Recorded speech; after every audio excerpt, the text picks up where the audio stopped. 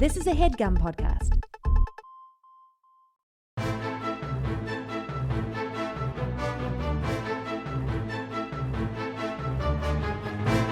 Hello and welcome to The Complete Guide to Everything, a podcast about everything. I'm one of your hosts, Tom. And I'm Tim. Tim, how are you doing this week? Tom, I'm feeling warm inside and cold out. What does that mean? I think, should I take you to the hospital? No, this is the way it's supposed to be because the weather's getting colder. Oh, I see. And I'm warming up. You poured me some wine, Tom. Yeah. From some Jesus juice itself.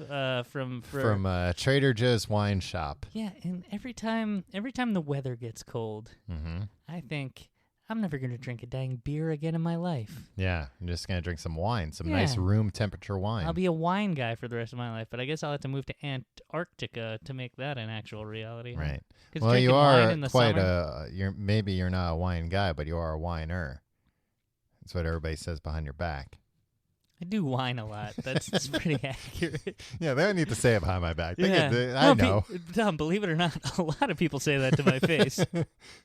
I go, oh, don't call me that. I hate it. No, I accept it with aplomb. Wow. And then they say, you know what? I was wrong about you. You're not a whiner. Oh, come on. I want to be a whiner. How are you doing this week, Tom? I'm doing good, Tim. I've had like one glass of wine. I think I'm already hammered. Yeah, I mean, I will say this, Tom. Uh-huh. You got a heavy pour with the wine. Well, Tim, at these prices, you can afford to have a heavy pour. Yeah, but you don't necessarily need to have a heavy pour. No, it goes bad. It goes bad within hours. But you just opened a new bottle. Yeah, I know. So now we got to finish up this bottle before it goes bad. I got one of those aerators. Boy, what a good investment. Although I don't like this new one that I got. Why? What's an aerator? It basically just exposes all of the wine to air. Yeah, so like in So you got to keep it in a bottle forever, and then it's like, but then make sure it touches all the air it can. Well, BS. All wine is BS, by the way. A lot of wine. Industry. You know what though? A lot of wine is BS. Old wine's good. Pay a ton of money, but then make it hit all the air, and then and don't be concerned that it tastes just like all the other wine when you're tasting it. I mean, a lot of the wine industry is baloney, but I think like at least in America, it seems like in the last 5 to 10 years, everyone's really got on board with the idea that a lot of wine is baloney. Yeah. And like Americans have gotten really into like not dirt cheap wine, but like reasonably priced wine. Yeah, I feel like the Americans were always into that, except for like I No, think I your think the perspective changed because like you only knew wine when rich people ordered it on sitcoms, and they'd be like, "Yes, I'll have the 43." No, because I think places like you'd have to go to a liquor store to get wine or a winery. Or a wine shop. No, like there weren't as many wine shops as there are nowadays. And that's why I feel like it's changed. That now you can go into a wine shop and you can be like, I'm looking to spend like, I don't know, $10-15. And they'll be like, here's like a great thing you'll like.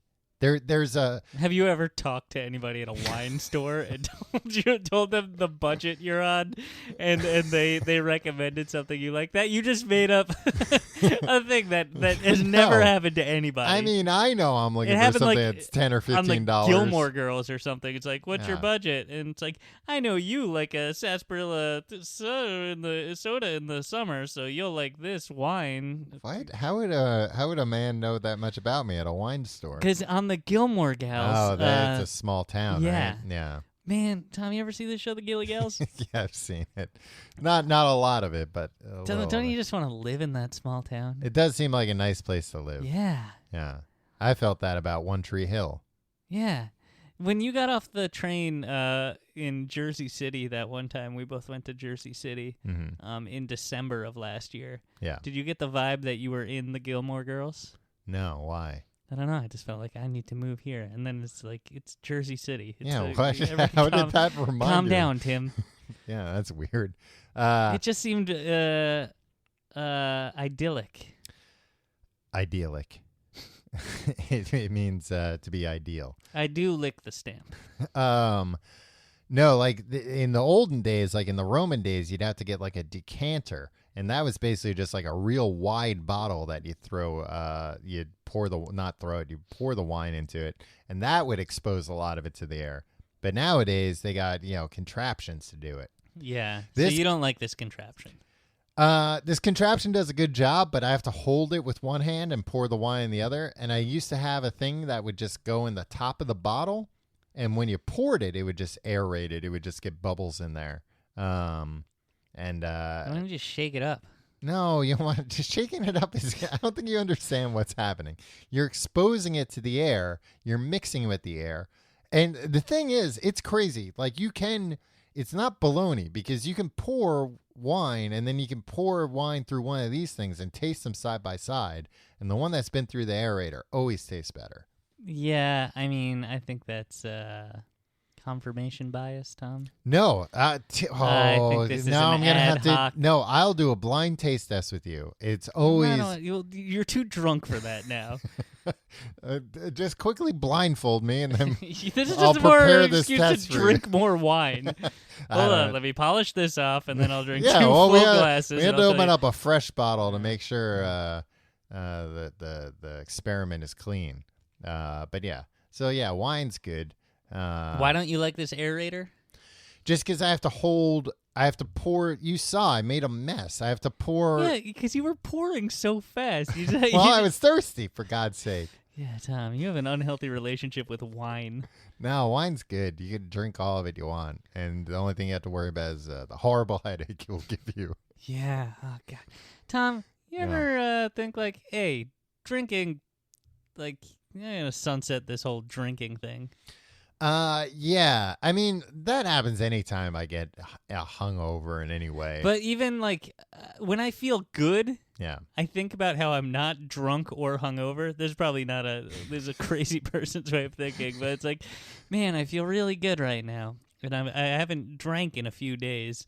Maybe I'll never drink again. And then sure enough, you go to record your podcast and somebody's pouring you a gallon of wine that you have I to ain't drink. poured you a guy. I poured you. I'll tell you what. That's less than if I had like wine glasses. No, it's not. You're being misled because a lot of the jelly's still in the container, so it looks like there's more wine than there is in that jar. It's off-brand jelly. Was this one It of mixes the with the wine very well. It's one of the peanut butter and jelly in one jar thing that you're. Man, I was 'cause never allowed to have that as a kid. Yeah. I was wanted. I was always like, "That's the answer to all the problems, Mom. Let's just get that." Was it just low grade PB and J? I think that's what it was. I think that's why my mom always refused to buy it. That she was like, "That's like crappy. Both of those. We'll just get 2 jars of nice peanut butter and nice jelly." You're like, this is why we're going bankrupt. well, I think my mom was probably also thinking like, "You're not the one making the PB&J sandwiches in the first place. What do you care if it's one extra step?" I do think moms in general in the late 80s, early 90s had a skewed view of the peanut butter and jelly in the same jar. I think it was fine. And I think they thought they'd open it up and it would be like a crime scene in there.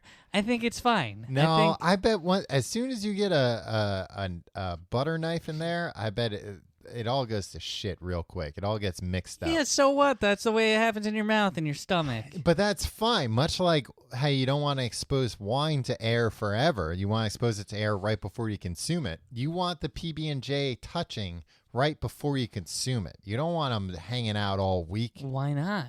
Maybe they bring out the flavors. No, I bet they muddle the flavors. I bet it just becomes one. That's what it is when it's on the bread, Tom. No, because you can kind of tell like there's still layers. You need the layers. You don't want it. Nobody's like making a peanut butter and jelly sandwich and being like, all right, well, to prepare this sandwich, first let me put some peanut butter in a bowl, and then some jelly in a bowl, and then whisk that together, and then put it on a sandwich. But maybe, have you ever tried it? No, it'd make a mess. I mean, maybe it's fine. I don't think so, though. I like the Maybe layers. the good people at Goober who are just like, you know what, we'll make a mess. Yeah, that's the name of it, Goober. Yeah, we'll make a mess of it in our. Yeah, that's why our moms didn't want to buy it. They're like, Yeah. I'm not buying something named Goober. I'm not buying a goddamn jar of Goober for my child. Yeah. What were we talking He about? tells me it'll make me more efficient in the kitchen. Yeah, Thanks, like- Dick. Yeah, like he knows the first thing about how to do any of this stuff. Kid's idea of gourmet is cut up a hot dog and put it in the macaroni and cheese. I never was. You never indulged in that? No. Oh, Wait, had you it weren't made. allowed to have goober, but you had that trash meal? Not all the time. Just once in a while we as a had special this treat. thing where you'd make a slice in the hot dog, you put some cheese in there, you'd Mhm. wrap it in bacon, you put it in a bun, Yeah. you bake that whole thing in the oven. You bake the bun too? Yeah. Wow, I bet that sounds delicious. Tom, listen, Yeah. I'm starting to think maybe my family was trash. No, But it was delicious. No, I mean that's that's a lot of steps to go through to just make a hot dog. Like you could just Oh, a throw- bacon wrapped cheese filled warm Yeah. bunned dog? yeah, but it's like you could just throw a hot dog in the microwave. Yeah, but you wouldn't have all that the accoutrements. That's what I'm saying. So that's not trashy. That's Yeah, like I know, but you're- like every element of that is trashy. yeah, I don't know. You're stuffing cheese in something, wrapping it in bacon, and guess what? It's a hot dog. Yeah, but at least you weren't buying the cheese filled hot dogs at the Yeah, supermarket. those didn't exist. What do you mean those didn't exist? The cheese filled hot Yeah, dogs? they did exist. I've had them. I've seen them. No, they didn't exist back when we were that young. Yeah, they did. Really? Yeah, because It's probably a goober situation, though. My mom was like, I'll slice it and put the cheese in it myself. oh, 100%. Because like I remember, I may have like thrown a tantrum to get them, but like one time I was able to convince my mom to get them, and she was like, "This is the grossest thing ever," and I was like, "No, this is great. This is delicious." And I was, even though I was like 100%, like it wasn't one of those situations of like, we bought that for you once, you didn't eat it, you didn't like it. This was like, no, this is great, I love this. And even still, it's like, well, that's great for you. You're never getting these again. This is too gross. Man, our families were really oppressive. It sounds like they protected us from ourselves, from our own worst instincts. Thanks, Mom and Dad. Yeah. Tim, this week we're talking about a legend who sadly has passed. Sadly, but 95 years. He had a great run. Who are you talking about? Stan Lee. Oh, yes. Read the topic of the episode, Tim. It's right there in iTunes. I often go into these recordings without first listening to the episode on iTunes. Well, you're doing it wrong. Stan Lee has passed away at 95. You know, the whole first day, I saw, because everybody's posting. Yeah. And I heard a lot of people, and at first I thought Stanley Tucci had died. No, you didn't, Tim. Why are you? Because I heard people being like, Stanley died. Stanley died, Oh, and everybody. that's who you And I was think just of. like, they must be Tucci. Yeah. Yeah, I mean, his real name was Stan Lieber, but he went by the name. He later legally changed his name to Stan Lee, but he went by Stan Lee because when he started in the industry, that was like a real, like writing comic books was like the most embarrassing thing you could be doing. Yeah. So he wanted to protect. He always thought he was going to one day be a novelist. So he's like, well, let me write comics under Stan Lee. So when I write the great American novel, they won't be like, oh, it's this knucklehead that writes, comic books for kids. I like that he just eventually embraced it, and then he lived long enough to see that stuff superseded legitimate writing. Well, I feel like that, Tim. I feel like it didn't for everyone necessarily, based on how you just put it. But I do like Tom, I'll tell you, I haven't been this sad since the death of Superman. well, And I good wore news. the black armband to school. Yeah, Superman came back to life. He returned. What? Yeah, it turned out Kryptonians, when they're close to death, they just go into like a hibernation. Is that type what that state. was? Yeah, pretty much, because there were the 4 other Supermen that came out. Yeah. the Eradicator, Superboy, Steel, and Cyborg Superman. Yeah. Mm-hmm. All pretenders, all trying to claim the throne. So they were just frauds, imposters? Yeah. Well, like, I think some of them, like Steel, wasn't like, I'm the real Superman. I think he was like, no, I'm just a different guy. I just think Superman maybe it was like Superman spirits inside. Like, look. Well, some of them, like the Eradicator and Cyborg Superman, both claim to actually be Superman. Yeah, like, and maybe they believed it. David Koresh thought he was Jesus. That's true. Yeah. Maybe the Eradicator was just a David Koresh type loon. He was like a loon, Tim. You know what? You stumbled onto something. You're actually right. Thanks, Tom. But this has nothing to do with Stan Lee. No, because he was Marvel, not DC. Yeah. I do like the idea of having a first name and a last name that together sound like a first name. Yeah. Stanley. Like if your name was like Kim Burley. Like, hello, Miss Burley. Like, please call me Kim Burley. Or what would be another one? Like John Athan. Hello, I'm John Athan. You know, what if it sounds like or Timothy. Yeah. Or Chris Topher. Yeah, or Tom Ass. But then Tom Ass? Well, Tom. That'd be a cool alter ego for me to have. Yeah, if it was an adult film star and Tom introducing Ass. Tom Ass. Yeah, boy, I'd really have to have quite an ass to pick up that moniker. Yeah, though. you'd always have to lead with your butt in the frame, like yeah, I'd every have to scene step into the frame. Yeah. My butt would be fill the frame. And Yeah. introducing Tom Ass. They say he was born with the ass of a man. What? Born with the ass of a man? Yeah, as a baby though. Oh, I see. And at first it was a grotesquerie. So The villagers were like, shun this man-assed baby. So by your account, then I didn't grow into the ass eventually. It Like grew your eyeballs. with me. Yeah. Oh, well then. No, you'd have you're. So I'd be an adult with the name Tom Ass, and I'd have to explain to people like, well, you have to understand when I received my full name, I really had quite an ass. But I've since grown into it, and now it's just a normal ass. No, but it still looks good, I think. Oh, thank you. No, I mean you would get it to the point where. Well, look, yeah, I haven't taken a good look. I'd have a lot to live up to, so I'd probably really concentrate on it. Yeah. I didn't say a lot of things that I just wanted to say. Good. But let's thank talk you. about Stan Lee. Yeah. And not Stanley Tucci. No, not Stan. Well, you know what? If he naturally comes up in the course of conversation, why not? So yeah. Man, when I heard this news, Tom, Mhm. I thought, man, I better start living right. I don't want to end up 6 feet under like that Stan Lee. Well, Tim, he lived to be 95, so obviously he was doing something right. He lived to be 90. Start going to the gym and eating better because, next thing you know, you'll be dead like Stan Lee. Yeah. Well, so you're giving yourself like 60 years to get in shape? Yeah. Yeah. It's a plan. I mean, he was he wasn't at New York Comic Con this past month, but he was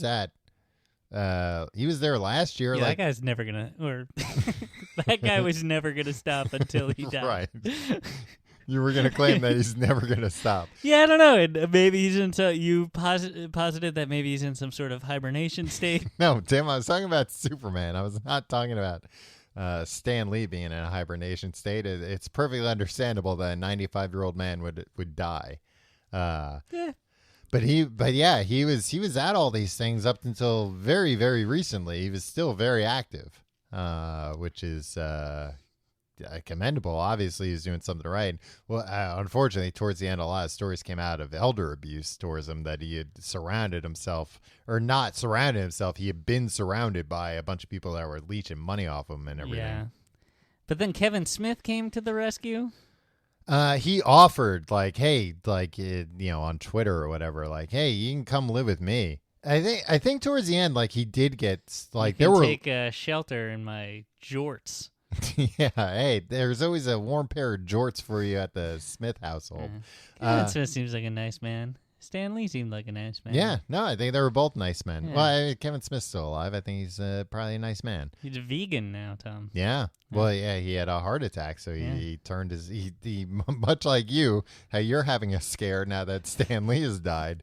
Kevin Smith had a scare and turned everything around apparently. Yeah. Hey, this week we're applauding Stan Lee and Kevin Smith. Yeah. Do you think you could ever go full vegan? Yeah. Yeah. Yeah, sure.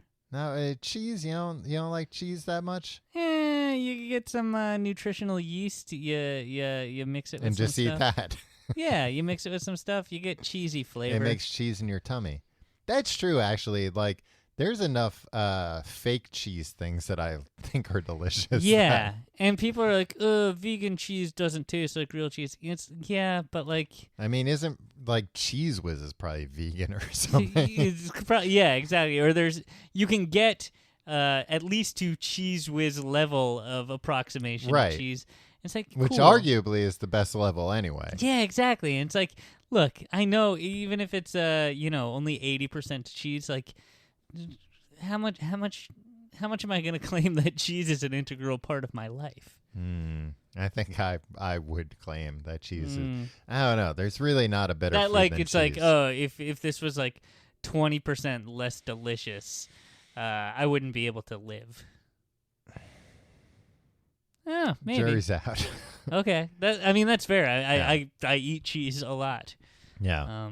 By the wheel. By the wheel, you get the government subsidy cheese. Is that how it came in wheels? No, I think that was like a myth. No, they did get government cheese was a thing. But it's not. It hasn't been in like a long time though, I think. Maybe. I don't know, I'd like to try some. I bet it's You know delicious. that the government, like, you know why? Oh, you know it's why like we excess cheese, right? Yeah, we live the way that we live as a society because there was so much extra cheese. Yeah. The dairy farmers were just producing way too much, and they were like, they went to the government, and the government was like, Hey, you want to buy this? We'll buy all this and give it to people instead of nutritious food. Yeah. And then they were just like, all right, yeah, just keep producing this is great. Keep producing too much dairy. Yeah. This will be wonderful. And then we'll just we'll integrate it into everything. We'll get the FDA to say like, hey, you need to eat like a pound of cheese a day, and we'll teach it to kids in school about that. Yeah, right? Like the idea that dairy is one of the 4 food groups. Yeah. It's like It's essentially poison. well, it's not essentially poison, but it's like, that stuff's made for baby cows. That's not meant for men like me. You only eat cheese made from human breast milk, right? Oh, God. Is that true? No, it's not true. I heard that somewhere. No. I remember, I think it was like the first time we went to London and did shows, they had, it was like a big thing in the press that they had human breast milk ice cream at some place. They had gotten shut down because they were, like, come on, don't do this. Department of Health came over and went, ew, gross. Ew. Stop it. Yeah. Guys, come on. Come on, get it from cows like everybody else. Or goat. Yeah. Sheep. I could do without. I think I could live never having ice cream again because there are enough like ice cream like alternatives. Yeah. Look, once you like the same thing, like I liked hamburgers, Tom, and I stopped eating hamburgers. Yeah. All these hamburger replacements are fine enough. I'm never like, oh, God, I did kind of want a quarter pounder. I had a dream that I ate a quarter pounder with cheese the other night. I woke up feeling really guilty. I watched a thing the other day which really made me think. And they were saying when you're at McDonald's, this belongs in Fast Food Friday, not in Stan Lee, but I'm going to say it anyway. Their tip. And I like this tip because this isn't like, look, all these things about like, oh, the secret menu. Like, you go up to some minimum wage, worker working at one of these places and you're ordering out the secret menu. You're a real, like, come on. Yeah. This job's tough enough as it is and offers so little reward as it is. Don't go in there ordering off a secret menu that isn't like, sure, at In-N-Out where it's like a real secret menu, fine. Yeah. There's not a McDonald's sanctioned secret menu. And then like some of them have like dirty names and stuff. Yeah. Don't do that. Yeah, you're talking about the McGangbang, which is like, come on, can we believe that? Which is this your new Tom Ass character? Is ribald. Yeah, Tom Reynolds gets a quarter pounder with cheese, supersized meal at McDonald's. Tom Ass gets what is that again? The McGangbang. Yeah, you know what it is. You just want to say it. No, again. I didn't want to say.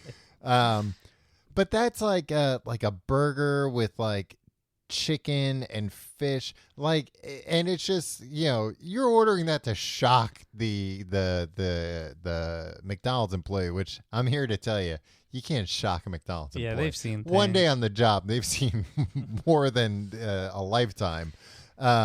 It's not anything that's ever like, oh, this is so delicious. It's more of a like, you get to say gangbang, which you don't get to. It's not on the menu. Don't say that to a person that you don't know. Do people are you supposed to assemble some of these yourself? I don't know how I think that works. No, I think that a lot of these people push like, no, they know what it is. You can just order that. But I was gonna say this thing that I heard, which was not pitched as like an order. This was an assemble yourself type deal. Quarter pounder with cheese, and put a hash brown on it. Ooh, that's probably pretty good. Yeah, I mean those hash browns are unbelievable. You put them on anything. Yeah, they're just. Probably hands down the best thing that McDonald's makes, right? Surely, like the Big Mac is delicious. Yeah, but like I don't know. I've never been disappointed in a hash brown from them. I've gotten stale Big Macs. That's true. Yeah, and like I can get is a McDonald's hash brown the worst? Nutritionally, I mean, it tastes the worst like it's thing. at least half oil. Yeah, but that's what makes it good. Yeah, and oil's good for you. You need it to keep everything lubricated, keep everything moving. Otherwise, your bones would squeak. We'll be back after this with more of our tribute to Stan Lee.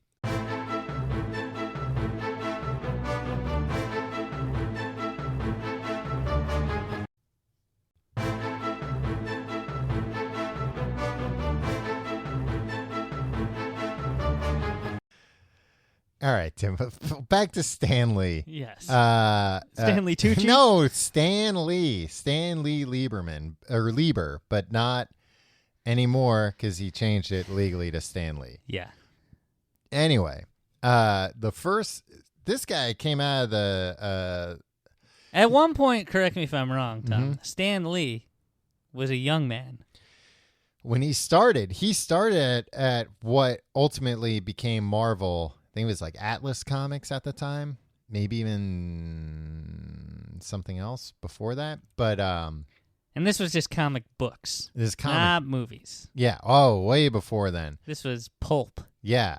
This was when like comics weren't even necessarily superhero. They were romance comics and a lot of Western comics and mystery comics. Well, maybe Tom Ass could have his own romance series. Yeah. In the comic books. The Ongoing Adventures of Tom Ass. Yeah. Presented as a series of romantic comic books. But the first story that he wrote on was like a filler Captain America story. Because Captain America, was around from the war. Before the war, I think. And, the big one. When did Stan Lee start? Like, how old was he? He was like 17. Okay. And at the time, he was basically an intern. He said that his job was filling inkwells. But, I mean, that can't fill a whole day. I don't know. Maybe... they don't go through ink that quick. Maybe the holes in the inkwells where you put the ink in were really small. And it's not like he couldn't go at it like you pouring a glass of wine through a freaking through an aerator. Yeah, where it gets everywhere. He has to just do it slowly. Oh, I see. He had to be careful. But so the first story they let him write on was Man, just you wouldn't last 2 seconds in the comic business. You get Fill you up get ink everywhere. No, I'm gonna aerate the ink. It'll be better this way. So he wrote a Captain America thing that was supposed to be just like a filler throwaway thing, but in that story, I learned this just today in my research. He established the idea that Captain America can ricochet his shield when he throws it. Captain America throws his shield? Yeah, he throws his shield and it ricochets like a pool ball, a cue ball. Bing, Yeah, bing, bing. off of Nazis' heads. Does it always come back to him like a boomerang? If he does it right, yeah. I don't think it's not like technology in the shield that does that, but like he's a geometry major or something, and he knows like I'm gonna throw it. It's gonna hit that wall, hit that knucklehead, hit that numbskull, hit that dope, and then it's gonna bounce back to me, and I'm gonna catch it. Misses the jamoke entirely, huh? Yeah. Well, and then the jamoke goes, "Ooh, I got away with it," but he doesn't know when it hit the wall, that's gonna crumble on him. Ah, nice. Yeah. And then he's gonna go, "Did it though?" Then that's how Captain America got his famous catchphrase. Did it though? Did it though? So he didn't create Captain America? He didn't create Wait, Captain America, but he added that the shield ricochets. Was Captain America throwing his shield and then just having to go retrieve it? I think so, yeah. Before it? Man, I don't want to... Look, Stan Lee seems like he's a very creative mind.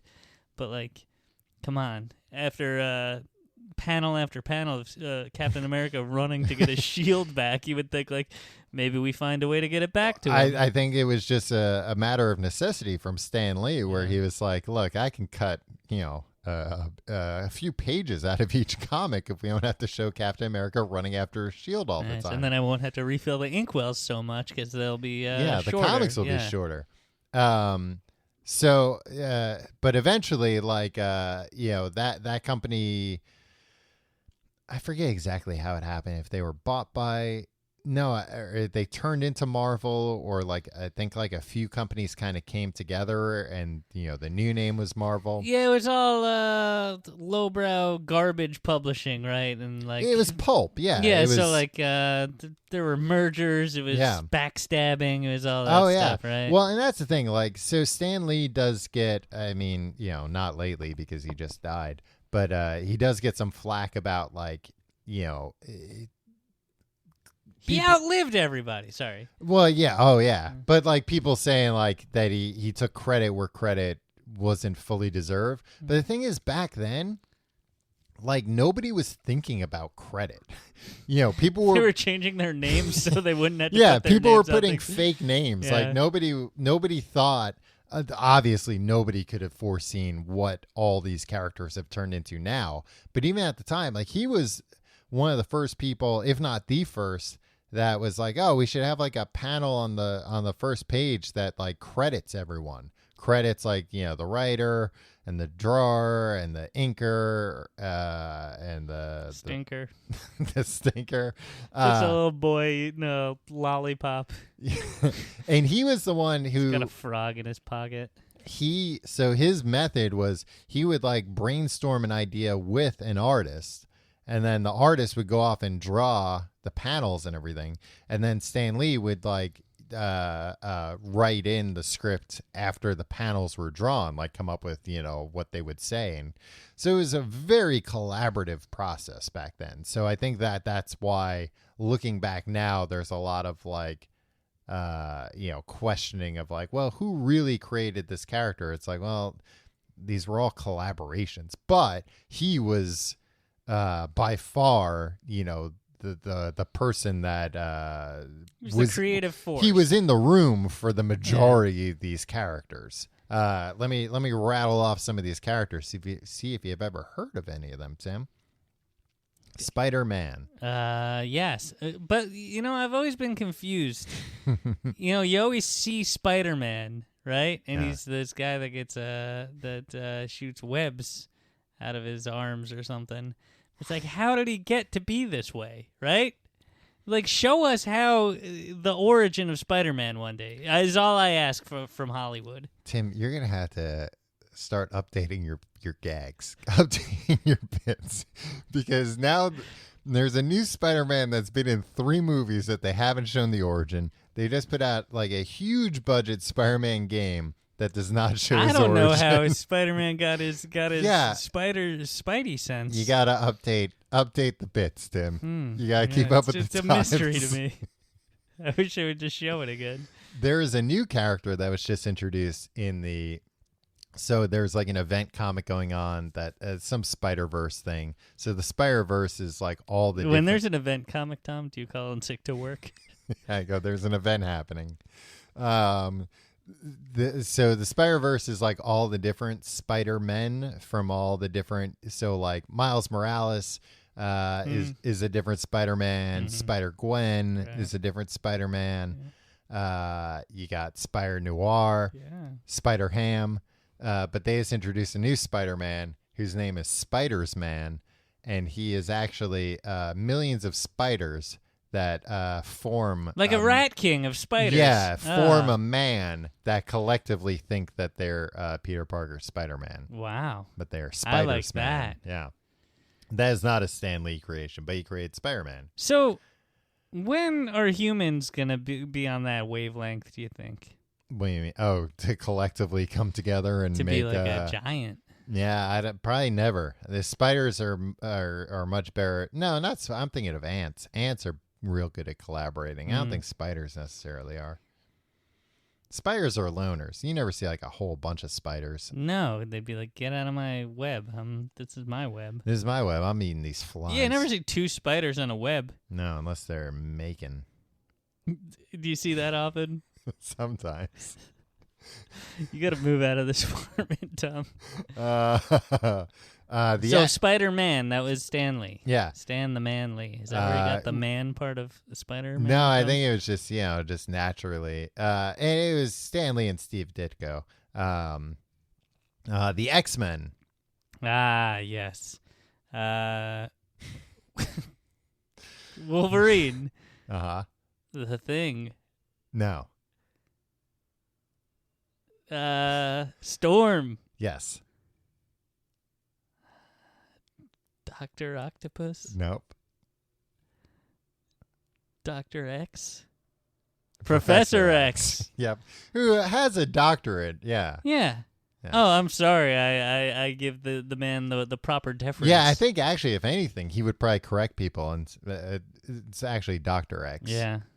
Well, Professor X, his name was Professor Xavier. Professor X was more of his like superhero persona. Yeah, that's cool. But why wouldn't you want to be Dr. X? Too many doctors, not enough professors. Too many doctors, not enough nurses, right? Yeah. It's the old saying, the medical saying. Iron Man. Yeah, they made a movie about Tom. They made a movie about that guy. Yep, they made a few movies about that Stan Lee made the character that they made a movie about? Yep, he came up with Iron Man. The only thing I didn't like about that movie, there was some old man in it. Thor. Robert Downey Jr. No, he's not that old. He certainly wasn't that old during the first one 10 years ago. He's got the name of a young man, but the face of an old man. He came up with Thor, who's from Norse mythology. But, he was like, well, what about if that guy's what if we Spider-Man's friend? This is a pretty good idea. He added some elements. Thor's, a little bit different. Not much, though. Yeah, I was always very confused I remain very confused about how all these things fit together. It is weird, like, at least in the DC universe, like Hercules and Frankenstein exist. Yeah. It's just, at certain points, I think they were just like, let's just take a public domain guy off the shelf and throw him in this story. Not a bad idea. Hey, Tom, did Stan Lee make that Bradley Cooper raccoon man? Rocket Raccoon? Yeah. I don't believe so. I don't think he had anything to do with Guardians of the Galaxy. Well, I think that's a good thing. After his time. That guy irritates me. Rocket Raccoon? Yeah. Yeah. Like the way he's got talks like a jerk all the time. Yeah. Well, he kind of is a jerk. Yeah, I don't like it. I know his heart's in the right place ultimately. The Hulk. Ah, the Incredible Hulk? The Incredible Hulk, the same. Nice. The Fantastic Four. Can you Tim name the Fantastic Four for me? All right. Time me on this. Okay. The Thing. Yeah. Oh, you got it. All right. That was the one you thought was an X-Men before. Mr. Fantastic. Mm-hmm. The Invisible Woman. Yeah. Mr. Fantastic is a stretchy guy, right? Mm-hmm. Damn it. There's a stretchy guy. There's a rock man. There's a lady. Mm-hmm. And Storm. No, but you're not. Yeah, there's somebody that can make wind. No, there's not somebody that can make one. I'll give you a hint. He's made out of fire, kind of, or he's on fire. Oh, yeah, the fire? Nope. The Human Torch. The Human Torch. Yeah. Yeah. Do they ever switch out the Fantastic Four? Are there like ancillary Fantastic men and women? I know, like is there like the fifth member? Spider-Man was a member of the Yeah, Fantastic Four for a minute. No, but I mean, ultimately, like Sue Storm and Reed Richards, the Invisible Woman, and Mr. Fantastic, they're married. Oh. And then Johnny. The Thing is their son? No, Johnny Storm, though, is Sue Storm's brother. Who's Johnny Storm? He's the Human Torch. That's where I was saying when you said Storm. Oh, like, yeah. hey, No, you got the last hey. name. Yeah, no, that's what I meant. Yeah. When I just said who is he a second ago, that's misdirection. Right. Yeah. Let's not drink wine before these episodes again. And then the Thing, Ben Grimm, he's just like a friend of theirs, I think. Mm. But yeah, they went into space, like which you probably think is cowardly. I don't think astronauts are cowards, Tom. I think they're heroes. They went into space together, and they got hit by radiation. And it turned them all into, monsters. Yeah.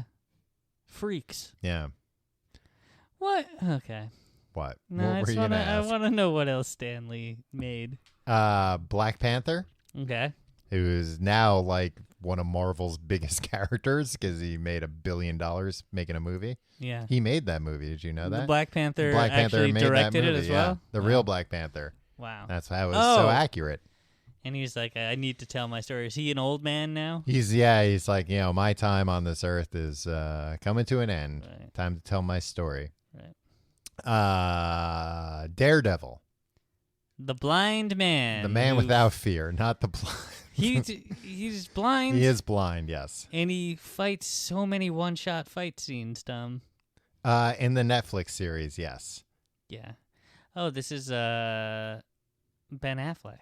Yeah, portrayed by Ben Affleck at one point. Did you see that movie? Yes, I did. Was Stan Lee in that movie? I think that might have been before Stan Lee started doing cameos and things. No, maybe he Tom, did. It certainly came after. It came after X-Men, right? Yeah, and it came after Mallrats. Yeah. Also with Ben Affleck. Yeah. Oh, yeah. So he would have known. He would have had his phone number. Stan Lee's Mallrats cameo Yeah. confused me as a kid. What is his cameo in that? He comes in. Mm-hmm. So this movie's about all these like rats teens, that live at the like mall. early 20s dirtbags that hang out at the mall. One of them's Ben Affleck. No, Ben Affleck is a bad guy. He's like does like illegal things, bad sexual assault things. Oh, okay. I don't know if I've ever seen but don't worry, Mallrats it's played all the way for through. laughs. Oh, wait, hold on. But Kevin Smith, nice man, good vegan man. Anyway, it's a good movie. It's not a good movie, but it's fine. You'll like it. It did very well, if I remember. Yeah. I think it ended it caused the collapse of the studio that made it. Something like that, yeah. But yeah. They were like, oh, this guy made a movie, a black and white movie full of like sexual innuendos. Let's give him a lot of money to make another movie. Yeah, and so the whole the third act, mm-hmm. The hero's got to figure out it was Jason Lee and this other guy, mm-hmm. and they had to figure out how to best live their lives or something. And then Stan Lee comes up to them in the mall and is like, "Hi, I'm Stan Lee." And they're like, "Oh my god!" And then he tells them like life advice, and then he leaves. And I was just like, "Who's this old man?" And that was it. Oh, so you didn't recognize him at the time? No, it was 1995. Yeah, or well, he had already been 96. making comics for like 40 years at that point. Yeah, but like he wasn't making a cameo in the biggest blockbusters in the world every year. So like how would I know? So the next time you saw him in like a cameo for a Marvel movie, you think like, man, this old man's really building quite a career for himself. Just coming in and giving a one-liner or something. Yeah, it's very confusing. He created Doctor Strange. Okay. I saw part of that movie in a barbershop, as you might recall. Yes. Ant-Man. Ooh. Yeah. What about the Wasp? No. Yeah, he must have, because the Wasp was an original member of the Avengers, which Stan Lee also created. Silver Surfer. Silver Surfer. Look, all these other ones, great. Like, I'm not a comics. It's the Herald of comics Galactus, guy. Tim. Tom, Silver Surfer's the dumbest thing. Look, Silver Surfer's, I think, got like, it's a cool looking character. So I think like it kind of got big through merchandising. But like Silver Surfer, somebody's going to be like, no, he's great. But like, he's by the not way, an interesting character. Yeah, and can I also say, nobody email us or have any opinions about this episode, please. I think I have a negative association with the Silver Surfer because I would go over to a friend's house when I was younger, and his older brothers would beat the crap out of me. And that's it. They'd like that's lure, why I don't like the Silver Surfer. They'd lure me into their room, and there was a silver. Yeah, they'd be like, "Hey, Tim, come here." And every time I was in like first grade, he'd beat the hell out of me. And they were like, in like I was like in first grade. They were in like 7th and 8th grade. They were in junior college. Yeah. And there was a poster on the wall, the Silver Surfer. Oh. And I was always trying to figure out, like, what is that? Is he made of silver? Can he move his limbs? Or is he just frozen in this? Because I only saw a poster as I was getting the shit kicked out Well, of that's me. probably why you got the shit kicked out of you, Tim. I wasn't asking dumb questions. I wasn't dumb enough to ask that question out loud, I'll tell you that much. What's the deal? Can he move? Dr. Doom? He fights... the Fantastic Four. Yeah. Yeah. I know him from clips from MF Doom songs. Yes, yeah. Isn't it weird? Like, I always think about who was it in Wu-Tang that went by Tony Stark? Oh, somebody. Tom, don't ask me rapper things. Yeah, but I always think like that like hasn't aged well. Where people Ghostface? I think it's Ghostface. Yeah, I think it's Ghostface. Where it's like, oh, your alter ego is like the most popular. It'd be like, my alter ego is Luke Skywalker. But at the time, like Iron Man was a C-level.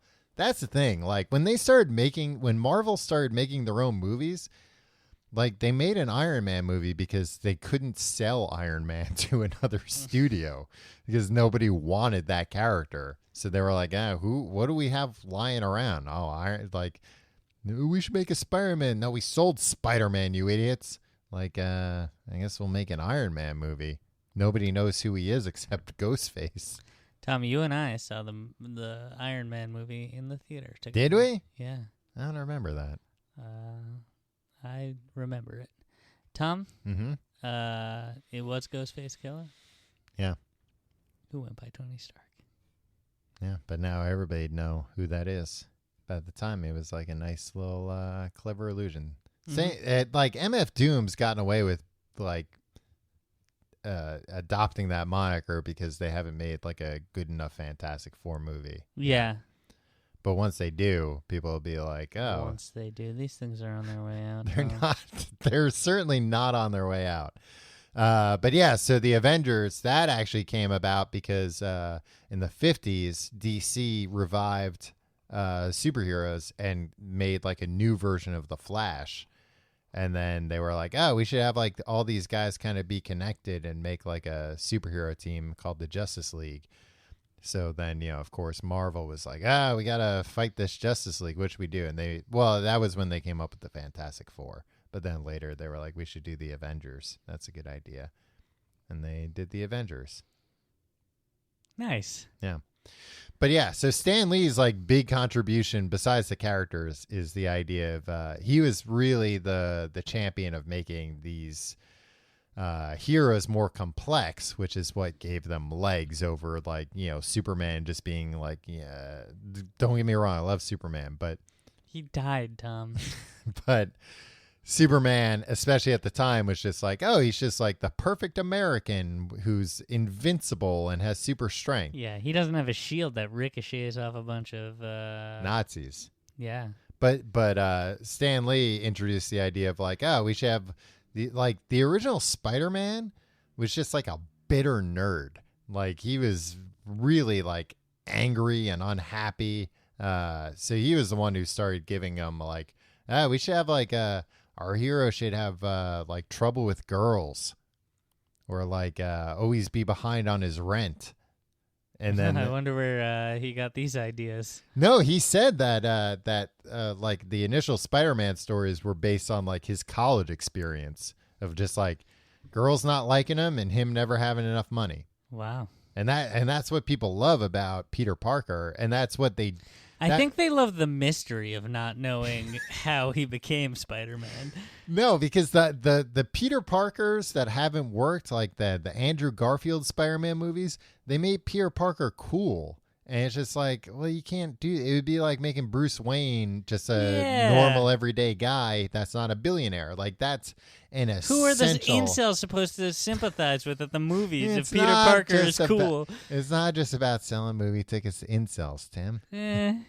It's about making a character. Isn't it, though? It's about making a character that has challenges that somebody can identify with in their day-to-day life. Like in my day-to-day life, Tim, I've never run out of web fluid. But I have, I had trouble with girls and trouble paying rent. So I can identify with that, and I can see like, oh, yeah, maybe if I had to worry about web fluid, I would run out once in a while. Okay. But I get angry all the time, but I don't turn into a big green man. Yeah, but wouldn't it be great if you could? I know. They treat it like the Hulk, like that's a burden. Yeah.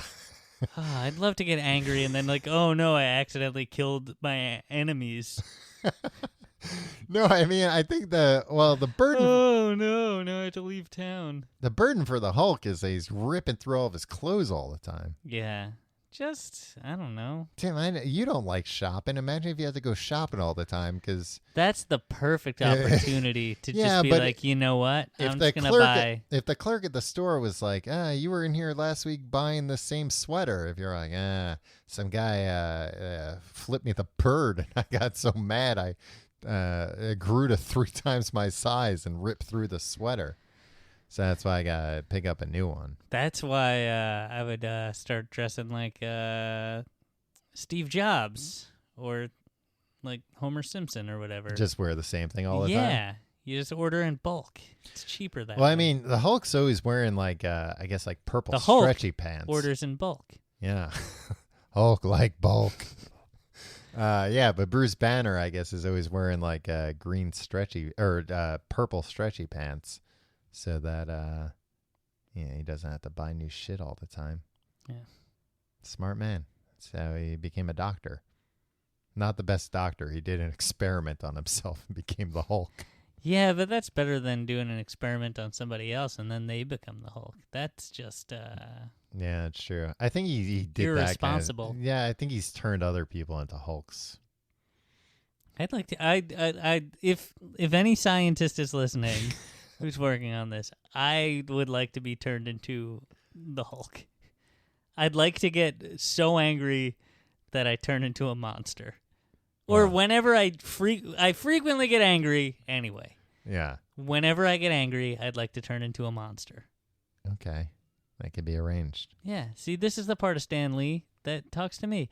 He talks to me, my rage, my issues with rage. He talks to you with your incel... kind of really concerned about never mind. Yeah, thanks for stopping yourself short there. Yeah. It wasn't too. It would have. Look, Tom. Nobody write in about this episode, please. This episode's fine. That goes for all the episodes, I would say. Tom, say something nice about Stan Lee. I'll start. Okay. He seemed very modest. He seemed like, I know what I'm doing here. Yeah. Look, I know what this stuff is. It ain't Shakespeare, but I'm just trying to bring joy to people's lives. Yeah, I mean, he was like the consummate salesperson, where like he was always hyping up the characters and hyping up Marvel and all that. But yeah, in his like day-to-day life, he always seemed super appreciative. I mean, that's the thing. Like when he was going to these cons and everything, like last year. Like he didn't. They literally call these things cons, huh? He didn't need that money anymore. You know, like obviously, he had millions of dollars. He was not as rich as like he probably should have been for having come up with all these things, but he was still very rich. Did you think he had $100,000 in the bank? Maybe before those ghouls got to his $100,000. But he loved this shit. Like that was one thing you could not argue. Like he loved these characters. He loved the worlds. He loved the fans. Like he could have gone away a long time ago and just been like, I'm rich, I'll just collect my royalties. But he didn't do that. And he infused a lot of, like really good, morality into these characters. Like, he put a lot of like lessons about doing the right thing even when it was difficult, and that's especially back then when he was purely writing for kids, when it was only kids writing comic books. Like, yeah, he wasn't writing comics that were, like when I was a kid in the 90s and like the new wave of, people like Todd McFarlane and stuff were coming up, where like their characters were like super dark and gritty and beheaded people and stuff, like, and as like a 13-year-old, you're like, this is awesome, this is so cool. But like he wasn't doing that kind of stuff. He was being like, no, this is for kids. Like, let's teach them a lesson. Let's not have. It's about decency, for Christ's Christ's sakes. Let's have some decent characters that these kids can look up to. And I do like. I mean, his cameos were fun. Yeah, I always thought those were fun. And I do really like the fact that I think it was Guardians of the Galaxy 2 that they kind of like canonized all those cameos as being the same person.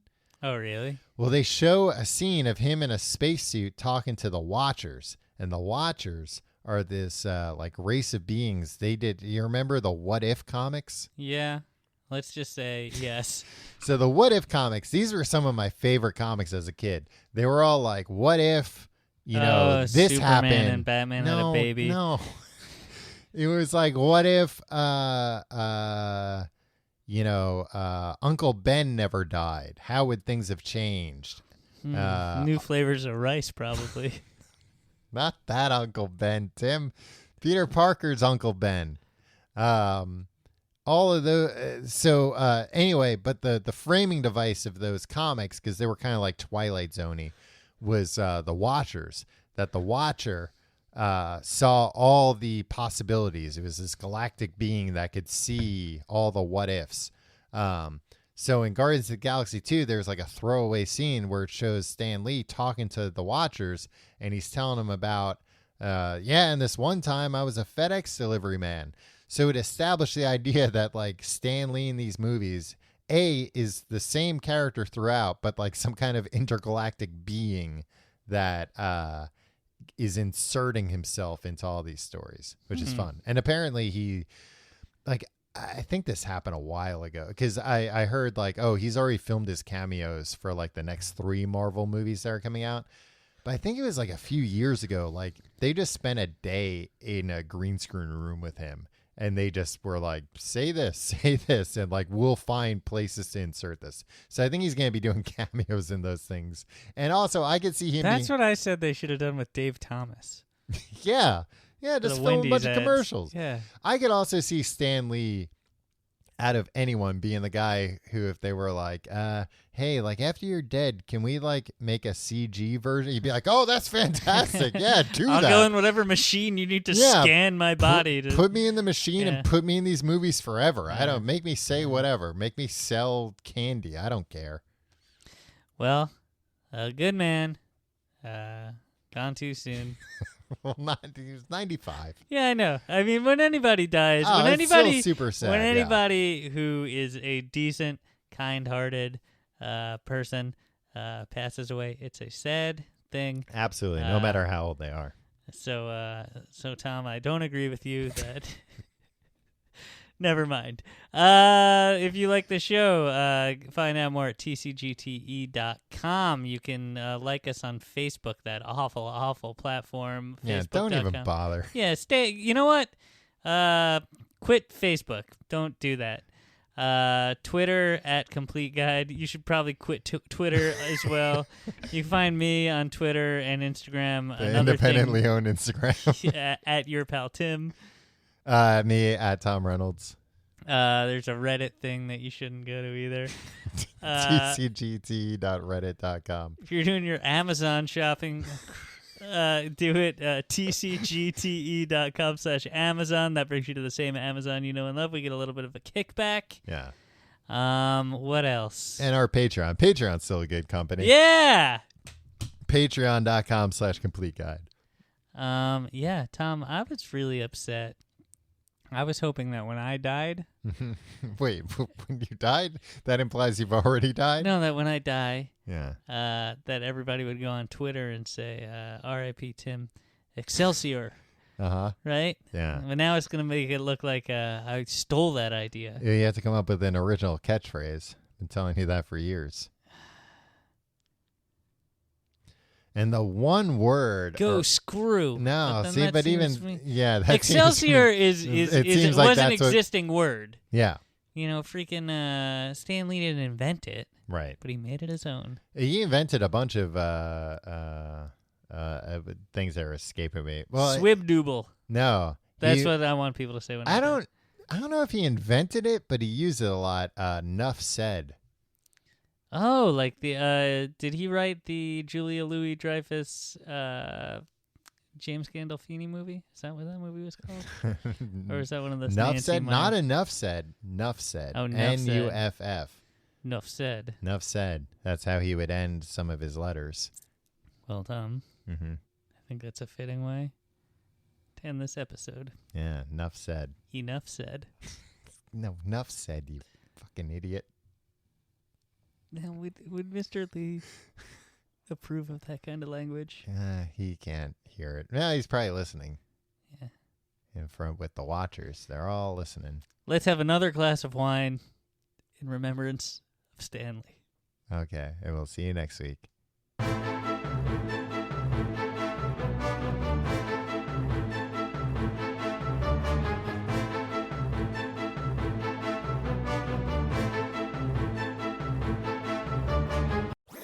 That was a HeadGum podcast.